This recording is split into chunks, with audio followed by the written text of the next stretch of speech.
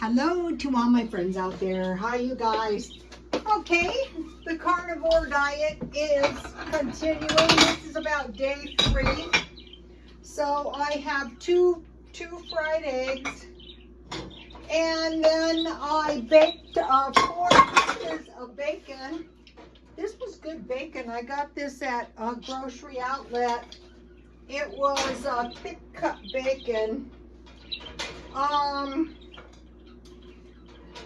I think the day before yesterday I had 2 hamburgers and I had some kind of steak, and then yesterday I had 1.5 hamburgers, and then I had some steak, some kind of roast, and so I really wasn't too hungry today.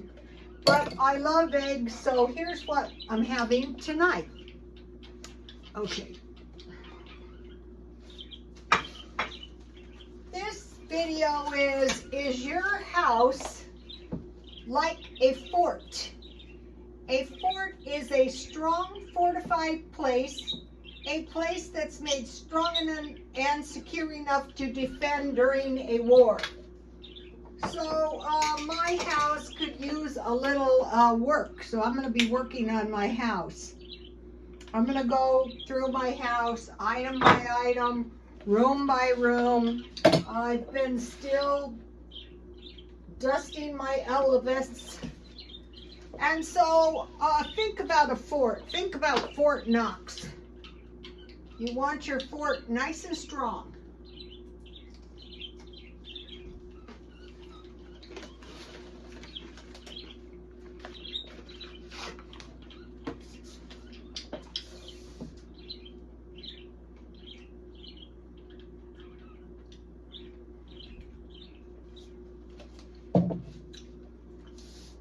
My house is pretty safe. But if something did happen, it would happen in the back of my house, most likely. Like if we were attacked or something, even though I have a mountain in back of me, it would be the easiest way to attack me. So I know that I'm not staying up nights worried about it, but it's still important to know where is the most vulnerable place in your house. I have a pretty high fence, but you know.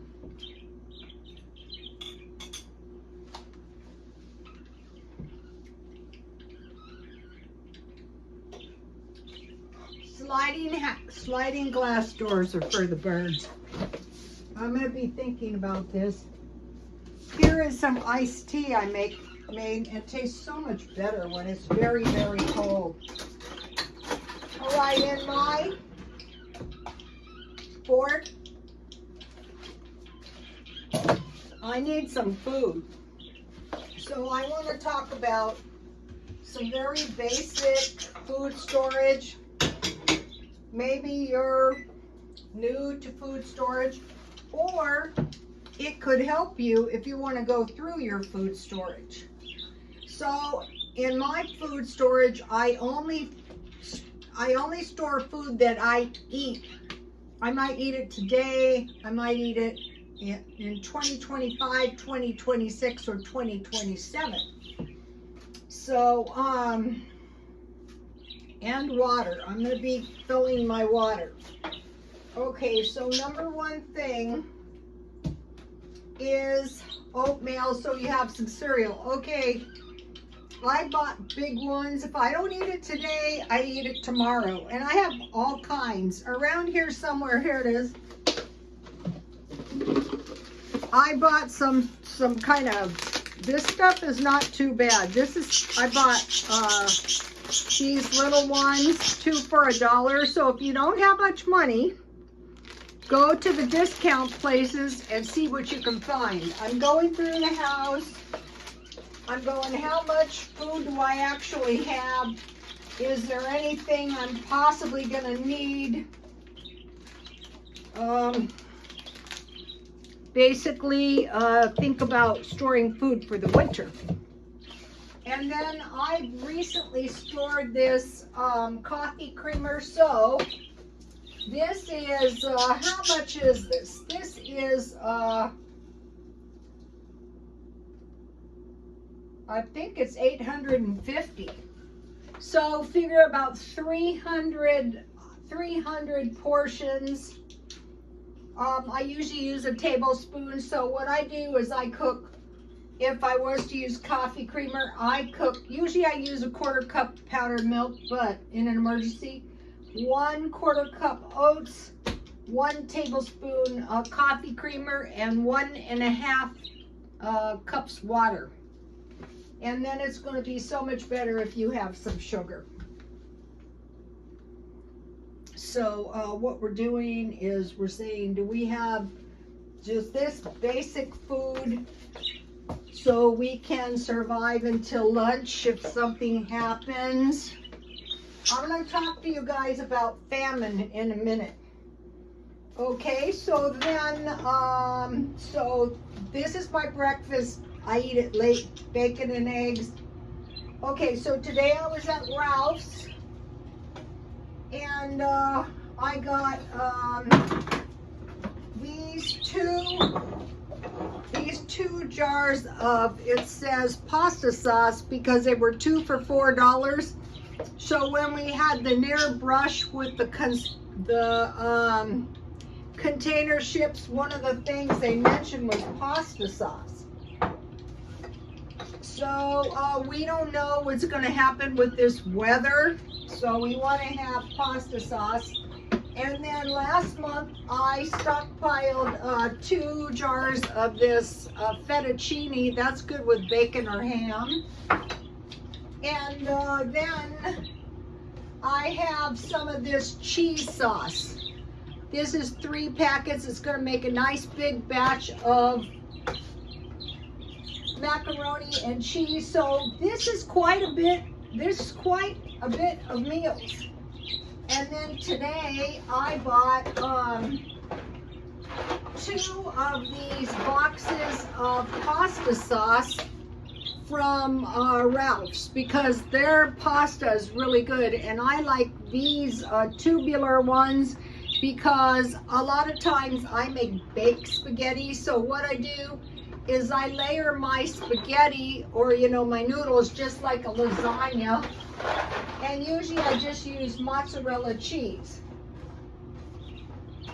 And this pasta was 99 cents. So I got the spaghetti sauce and the pasta sauce. Okay, so then I want to have crackers to make sure I have some kind of bread, but we're going to get into bread in a minute. Peanut butter, I bought this one marked down at Ralph's. When you see a good deal like this, if you can afford it, buy it. So peanut butter, and then I had Dollar Tree jam. So then I had sardines. These kind are good on crackers. I usually like the mustard ones or rice. And then I have tuna fish, and I could have tuna fish on crackers. And then the 2 kinds of soup I started buying because of the Scientology meal plan was vegetable and chicken noodle. This one could count as some vegetables, and you can just eat this chicken noodle soup out of the can. Okay, so now I'm going to be content. You might think you have enough food. No, we don't actually. Okay, so now the good thing about this is quite a bit of food that can be fit in a small box. So I'm going through my food and I'm deciding how I want to store it up, so if something happens, I can be ready to make haste. I wouldn't want to take out of here without any food. And then what I do is, if I find marked down, this is some kind of, let me see. This is, I think this is, I don't know. This is some kind of coffee creamer. I froze it.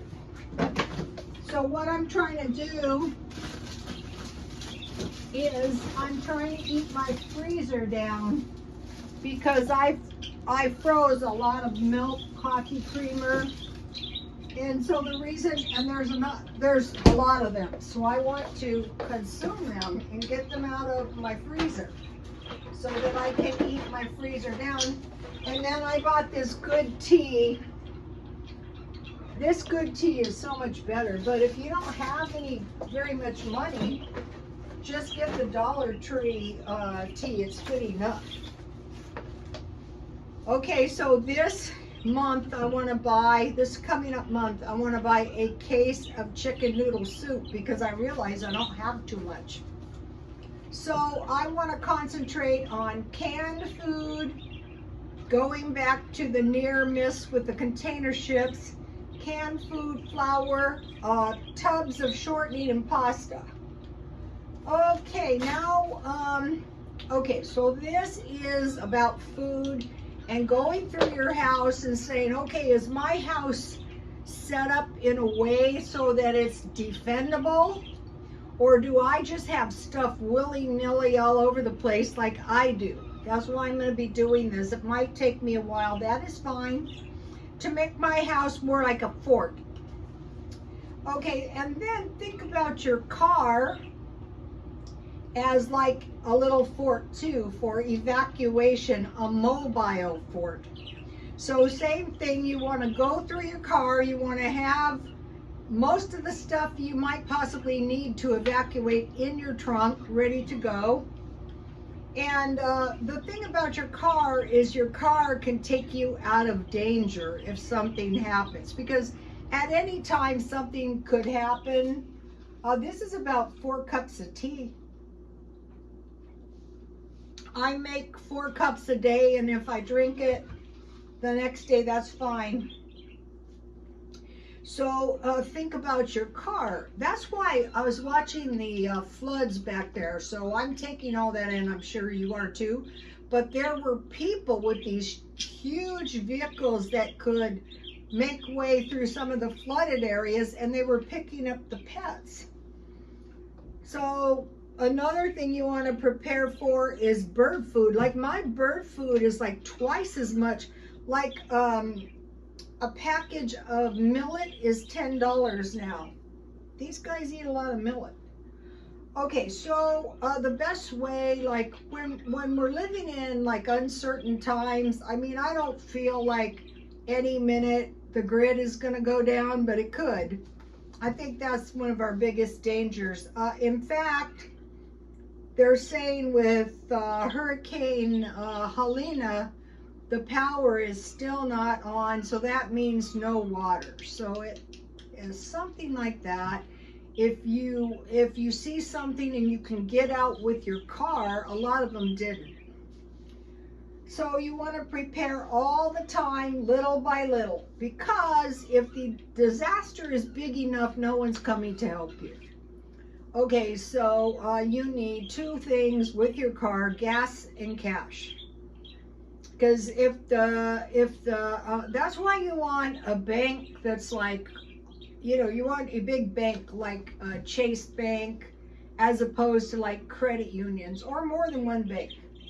So if it's really bad, get it into your mind that no one's coming to help you. Maybe if you're lucky. Okay, now about refrigerators and freezers. They're a really bad resource in times of a grid down. So I want to eat my food up. Today I had cooked some meat up and the dogs were eating it. So in case of a grid down. Okay, they're saying if things get really bad economically, and why wouldn't they? People are going to start to panic, literally panic. Because like, how are you supposed to pay your bills, everything is getting, like, okay, like today, I'll take this out now. This whole wheat flour is $10 for 5 pounds now. And I want to talk to you guys about flour, if this thing doesn't cut out on me. I'm getting my new phone soon. So think about panicking because you can't pay your bills. So, okay, so they're saying there's gonna be some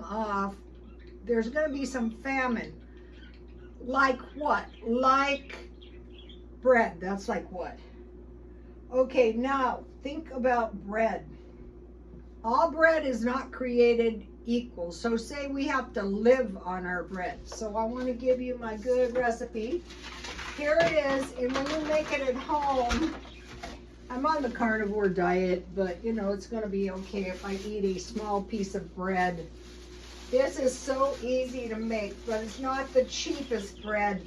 I put raisins in this bread because it's not the sweetest bread if you use molasses, but I had molasses, so I wanted to use my molasses up. So, okay, so I'm just going to have a little piece. So all you need for this bread is you need 3 cups of warm water, 105 to 115, like a warm bath, 2 packages of dry yeast, and remember we couldn't get yeast, 1 tablespoon of molasses or honey. So I have a big honey, but I also have sugar. I could just use sugar. 4 cups whole wheat flour. This stuff, that's where it gets expensive. Remember, if you have to live on this stuff. And then I have just regular Walmart flour. I'm probably going to be buying some big bags. And 2 teaspoons of salt. That's all you need. Let me give it to you. And then if you want, like in the olden days, they used to put raisins in their bread. I want to show you something that my grandfather used to do every night. Okay, they had a dairy farm, but maybe you don't, but you stockpile some creamer. So times are very, very rotten. So you get some water, about a cup maybe. This bowl holds about a cup. And you put about a tablespoon of coffee creamer. This is an old Pioneer. My grandfather lived almost 100. And then put a little coffee creamer in there, any kind you have. Or, you know, you get your frozen milk or coffee creamer, whatever it is. So how you can tell if you have enough in there is you just taste it. That's good. Okay, so now here's the bread. You just tear your bread up and you put it in your, in the family, you know, the breaking of the bread, there was a bit of a religious thing to it, but it doesn't have to be. You know, if you have the good wheat bread, you're going to survive. And then get a little sugar, hopefully. Now, this sugar I bought really cheap. Fortunately, I bought about 6 bags of it. But I'm noticing this stuff is not cheap. So, it's nighttime. You're getting a little bit hungry before bed. You get your little a little bowl of bread and milk. And you eat it, and then you have some butter. In the day, people used to eat bread and butter, but you can also make cinnamon toast.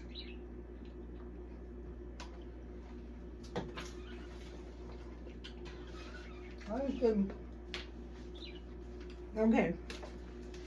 So now, what might possibly cause the panic is this inflation on food.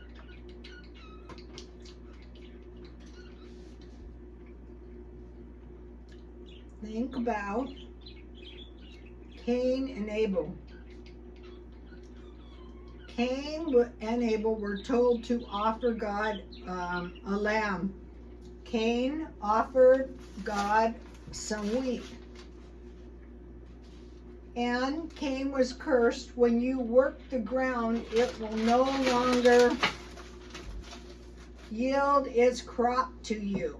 So Cain offered a sheaf of wheat, which is very important. You know, we're talking about bread here. John 6:35, I am the bread of life. So there may have been some sort of rebellion towards God. Matthew 6:51 through 9, I am the living bread that comes down from heaven. Okay, I think what we're going to see is that some bread is going to sustain your life and some isn't. So you want to make sure you have this recipe. Okay, now I want to talk about the coming of Jesus. Some people go, is he coming? He's coming, he's coming. At night, sometimes I dream of him. He's already here, you guys. He's going all through the land. Now, I want to talk about this sermon I saw, and it was a good one too. And he said, just stop borrowing entirely, because if a famine is coming and you can't get by on your little resources that you have now, how are you going to get by if there's a famine? So what we have to do is stockpile food, learn how to get by on your little bit of money now, because you can do it. And what I think we're seeing is we're seeing a worldwide debt catastrophe. So, you know, the old saying, I owe my soul to the company store, that is not the problem.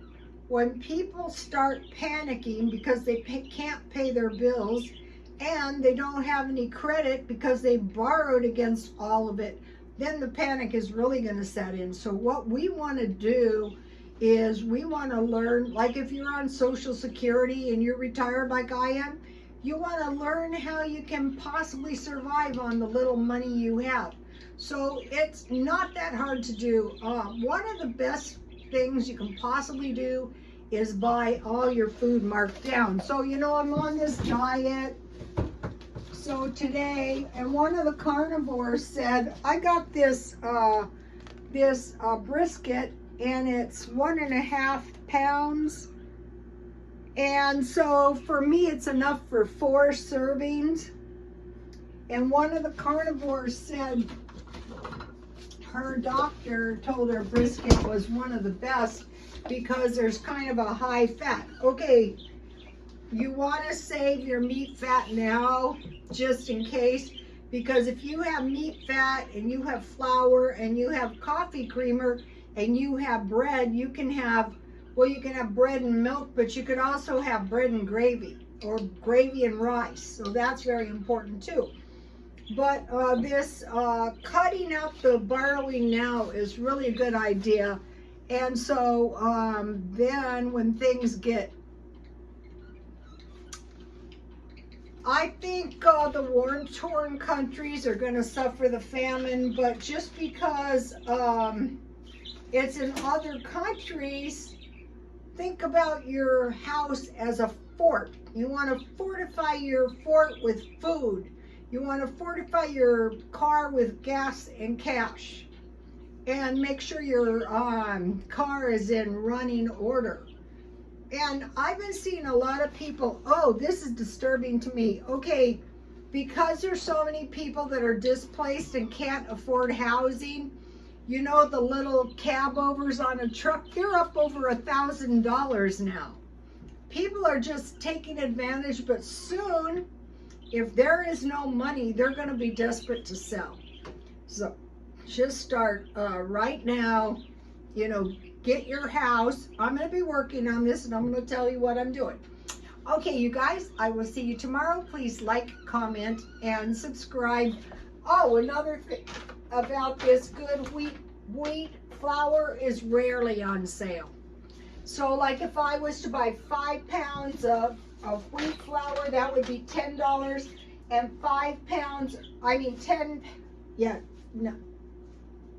5 pounds of regular flour, this right here would be $15. What if it doubles? It very well could.